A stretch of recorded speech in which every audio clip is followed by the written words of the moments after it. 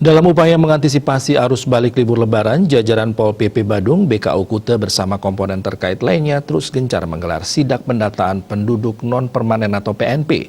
Sidak menyasar penduduk pendatang atau non-permanen yang tidak memiliki identitas lengkap.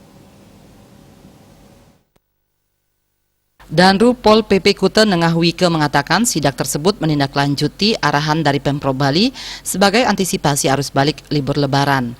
Namun karena masih banyak duktang yang belum balik dari kampungnya, belum banyak yang terdata. Sidak pun difokuskan ke pendataan dan pembinaan. Dari sidak yang dilakukan terjaring 26 orang. 23 diantaranya karena tidak mengantongi identitas penduduk non-permanen. Mereka disarankan segera mengurus identitas dan melapor ke kepala lingkungan. 3 orang lainnya tidak memiliki KTP dan sudah diarahkan ke penjaminnya.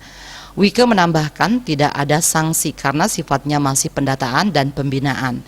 Sementara itu, Kepala Satpol PP Badung IGAK Suryanegara mengatakan operasi tersebut dilakukan mengacu surat dari Satpol PP Provinsi Bali nomor B.36-5654-BID-4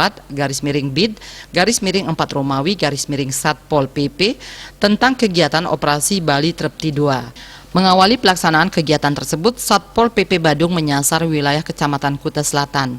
Target pertama adalah wilayah Kelurahan Benoa karena mengacu data dari Dinas Kependudukan dan Catatan Sipil Disdukcapil Kabupaten Badung. Benoa merupakan wilayah dengan jumlah penduduk non-permanen tertinggi di Kabupaten Badung. Sugiadnyana Denpos melaporkan.